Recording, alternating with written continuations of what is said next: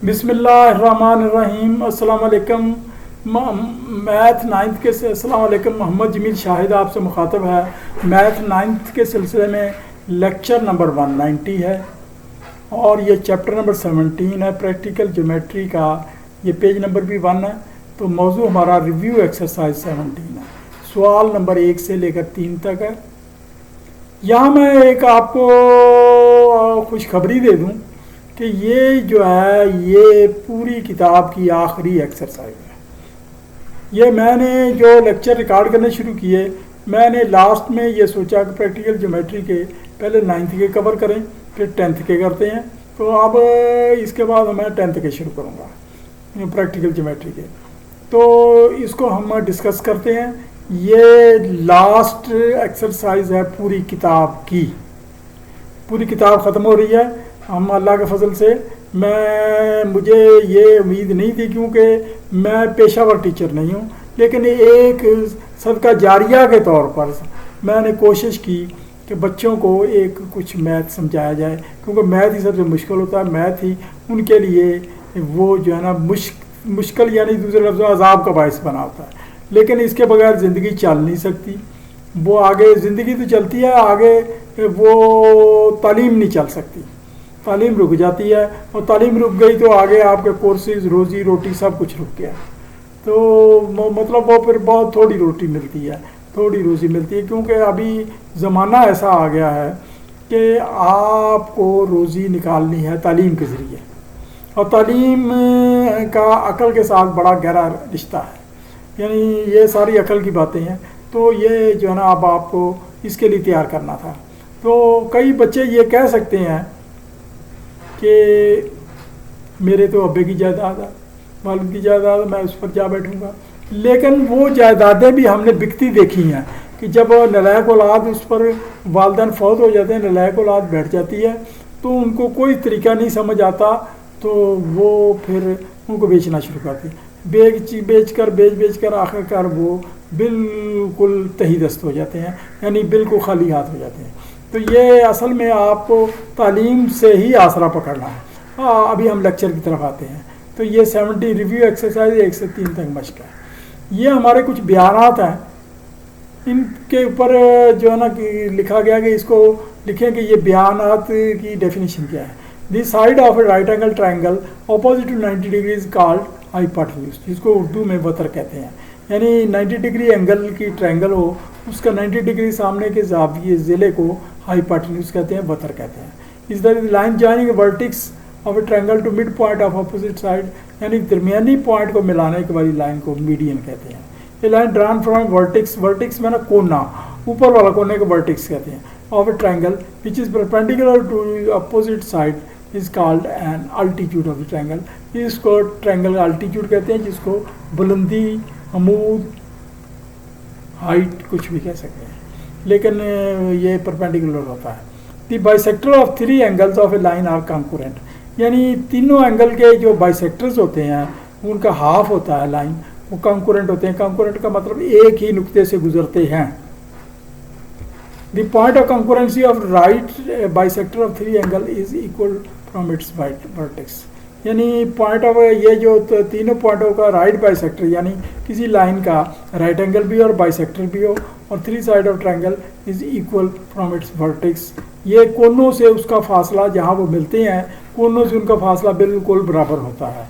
जब फासला बराबर हुआ तो हम वहाँ उसको मरकज़ मानकर एक दायरा लगा सकते हैं जो मुसल्लस के तीनों कोनों से गुजरेगा, यानी आउटर सर्कल लगा सकते हैं। 2 और more triangles are said to be similar, 2 या 2 ज़्यादा ट्रायंगल को सिमिलर कह सकते हैं, यानी मुशाबा, एक दूसरे से मुशाबा। If they are equiangular, सबके तीनों एंगल बिल्कुल बराबर हों, और measure of their corresponding sides are proportional, और साइडों की नाप एक दूसरे से निस्बत एक जैसी हो।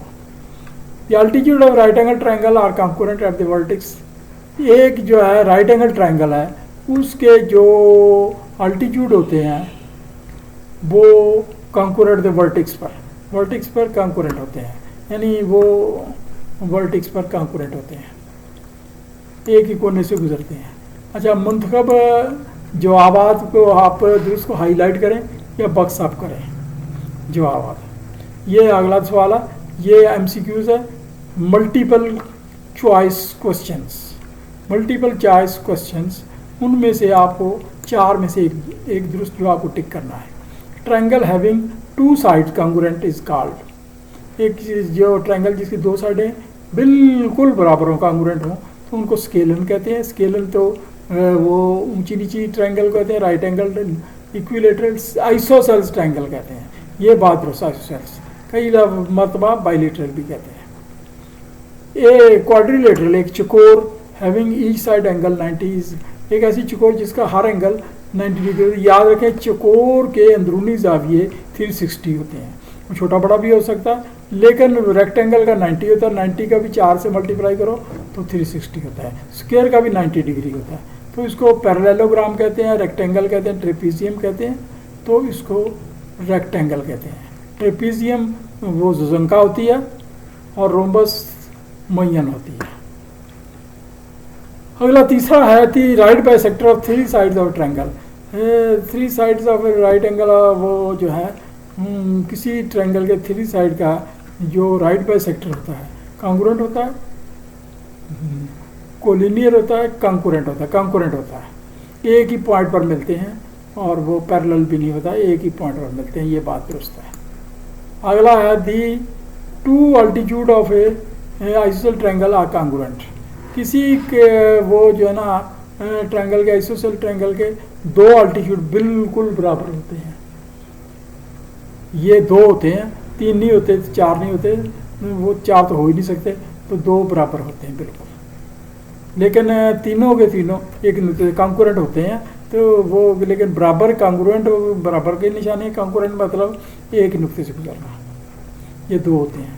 ए point equidistance from end points of a line segment is on its. एक जो पॉइंट बाहर है वो दोनों नुकात से किसी लाइन के बिल्कुल इक्वी डिस्टेंस पर होगा, तो वो उसको अगर उस लाइन तक फासला बनाया जाए तो वो बाइसेक्टर होगा लाइन का। नहीं, राइट बाइसेक्टर, हाँ ये अमूद भी होगा और राइट बाइसेक्टर भी होगा। बाकी जवाब गलत है। ये congruent triangles can be made by joining the mid points of A side of a triangle. ये अगर किसी ट्रायंगल के मिड पॉइंट्स को आपस में मिला दिया जाए, एक और ट्रायंगल बनती है, और फिर मिड पॉइंट को मिला दिया एक और बनती है, फिर मिड पॉइंट को, इस तरीके से आप मिला मिलू करना आप 4 कोने बना सकते हैं। The diagonal of a parallelogram bisect each other, यानी किसी पैरेलल और मतवाजिल अजला के जो डायगोनल है वो बाइसेक्ट करते हैं। बाकी सब गलत है। Median of triangle cut out each other in ratio. ये मीडियन वो वस्तानी होते हैं, यानी सामने के ज़िले के नुक्ते को, जो कोण के त्रिकोण के कोना होता है, उसको सामने के ज़िले से मिलाने को वो जो है ना वो मीडियन कहते हैं। और ये मीडियन, जो दूसरा मीडियन आता है, तीसरा मीडियन आता है, एक दूसरे को कट करते हैं और एक ही कॉन्करेंट एक पॉइंट से गुजरते हैं। लेकिन वो आपस में वो उस लाइन को अगर देखें 2:1 से कट करते हैं। ये दुरुस्त है। 1 एंगल, ये वैसे 10वीं क्लास का है लेकिन 9th में दे दिया उन्होंने। 1 angle on the base of an isosceles triangle is 30 degree. एक ट्रायंगल है, उसका बेस का एंगल 30 डिग्री एक है, आइसोसेल ट्रायंगल है, दूसरा भी 30 डिग्री होगा, तो 180 होते हैं, तो 180 में से वो 30 निकालो तो आखिरी 120 होगा। ये आप कैलकुलेट करके निकाल सकते हैं। ये जो आप दोस्त है। If 3 altitude of triangle are congruent, अगर एक ट्रायंगल के 3 altitude congruent, then triangle will be equilateral. फिर इक्विलेटरल होगी अगर उसके सारे अल्टीट्यूड बराबर हों तो इक्विलेटरल होगी, उसके बराबर हो सकते हैं, बाकी के नहीं। If 2 medians of triangle are congruent, अगर तो किसी ट्रायंगल के 2 मीडियन कॉन्ग्रुएंट बराबर हों then it will be isosceles. Isosceles के 2 मीडियन बराबर होते हैं, बाकी के नहीं होते, गुजरते एक नुक्ते से। अच्छा, आगे हमारे पास कुछ डेफिनेशनें हैं, ये करनी है। ये आखिरी सवाल है इस एक्सरसाइज का। इन सेंटर से क्या मुराद है? Incentre, centre of a inside circle, यानी किसी ट्रायंगल के इनसाइड जो सर्कल बनाया जाए, यानी अंदर, यानी दूसरी ट्रायंगल की साइडें उसकी वो हो ममास, इसको टेंजेंट हो, तो वो जो है ना वो जो उसका सेंटर होता है उनको इन सेंटर कहते हैं। It is inside angle bisector. Inside angle के बाइसेक्टर्स का मीटिंग पॉइंट होता है, जिसको कॉन्करेंट भी कह सकते हैं। मीटिंग पॉइंट होता है वो सेंटर होता है। ये सर्कम सेंटर, ये ना आउटसाइड होता है दायरा, centre of outside circle of a triangle. It is right by sector. Right by sector अगर किसी त्रिकोण के बनाए जाएँ और जहाँ मिले तो वो वहाँ से सेंटर तक का जो फासला वो होता है उसका वो बन जाता है सेंटर रदास बन जाता है और वो सर्कम सेंटर कहलाता है। Ortho centre, meeting point of 3 altitude, किसी ट्रायंगल के अल्टीट्यूड का जो मीटिंग पॉइंट होता है उसको ऑर्थो सेंटर कहते हैं। Centroid, meeting point of 3 medians of circle, median जहाँ मिलते हैं उसको सेंट्रॉइड कहते हैं।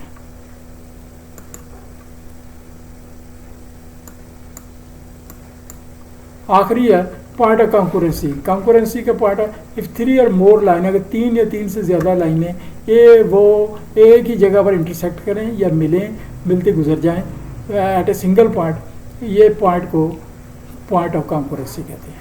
ये आपका लेक्चर ख़त्म हुआ, ये 190, ये आखिरी लेक्चर था 9th क्लास का और ये किताब भी ख़त्म हो गई। अल्लाह ताला के फजल से मैं वो अपने तौर पर समझाने में तो मैं मेरे ख्याल में कामयाब रहा, लेकिन जवाब किसी का नहीं आया कि कामयाब हूँ या नहीं हूँ, लेकिन मैं ख़ुद को कामयाब समझ रहा। है तो मेरी खामख्याली है। तो थैंक यू वेरी मच।